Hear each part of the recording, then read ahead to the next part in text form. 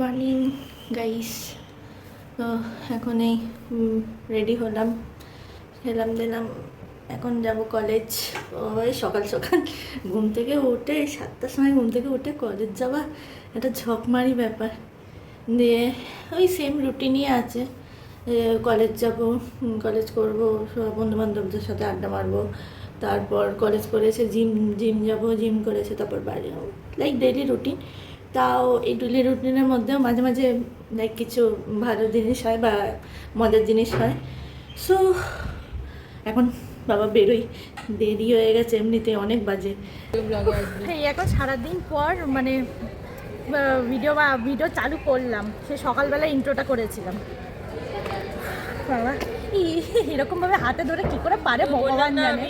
Selfie stick নিয়ে নিবি একটা সুবিধা এরকম করে। হ্যাঁ, কিন্তু এবার বলতো সবসময় তো আর সেলফি স্টিক দিয়ে ইয়ে করলো মানে আবার বার করো আবার লাগাও, ততক্ষণে মোমেন্টটাই চলে যাবে।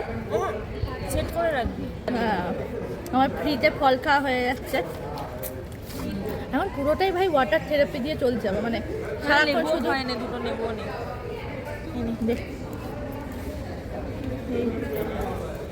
কি ঢঙেশ্বরী একটা কম্পিটিশন করেছে। আমি একটা তোর না না,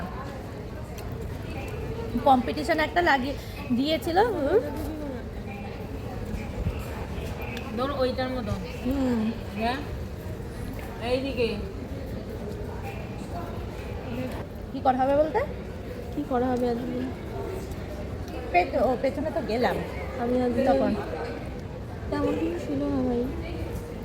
হ্যাঁ না, কি বলতো এই ডেলি ব্লগ বলতে মানে তুই কর কিছু আর না কর, এইগুলো একটা ভালো জিনিস আমি স্টার্ট করেছি এখন। মেমোরিজ হয়ে থাকবে, ইউটিউবে সারা জীবন থেকে যাবে। বাবা এমন গান চালিয়েছে, নাচতে ইচ্ছা করছে।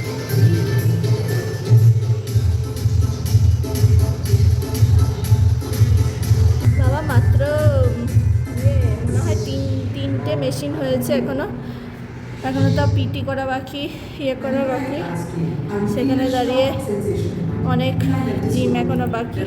এখন হলো পেছনে ব্যাকগ্রাউন্ড মিউজিক হচ্ছে, যে জিম করতে গিয়ে কঠিন করবো একটা। যাই হোক, শরীরটার খেয়াল তো রাখতেই হবে।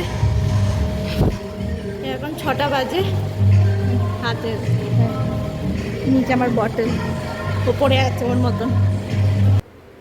সো এই অনেকক্ষণ আগেই ঘরে চলে এসেছিলাম। আমার একটা বান্ধবীর সাথে ওই খেলা দিয়ে সকালে, ও তো আজকে আসেনি, তো সকালবেলায় সকাল থেকে মানে পুরো কলেজের দিনটায় কী কী করলাম না করলাম ওকে সব জানালাম, ক্লাসে কী কী হয়েছে না হয়েছে। আর এই দুটো খাবার এসছে, কারণ আমার রান্না করতে গেলে আমার 500 জ্বর চলে আসে।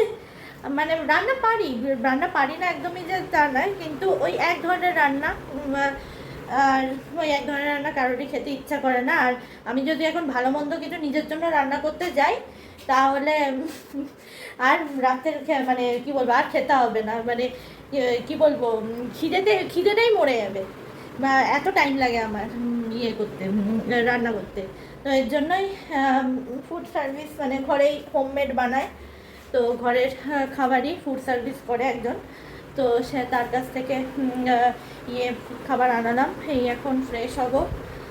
মানে ব্যাপারটা হয়েছে, অনেকক্ষণ আগেই বললাম না, অনেকক্ষণ আগেই এসছি, বাট ব্যাপারটা হয়েছে যে আমি আমার বান্ধবীদের সাথে এতই কথা বলতে ব্যস্ত হয়ে গেছিলাম, মানে যে টাইমের কোনো জ্ঞানই ছিল না। তার মধ্যে আমার ফোন অলমোস্ট ডেড, মানে 10% চার্জ ছিল, তারপরেও কথা বলে যাচ্ছিলাম। দিয়ে তারপর আমি খেয়াল করলো যে না, মানে 10% চার্জ রয়েছে।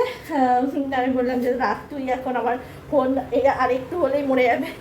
ওকে তো ফোনটা চার্জ দিয়ে একটু চার্জ হলো, দিয়ে এখন আমার মনে পড়লো যে হ্যাঁ আউটরোটা দিতে হবে।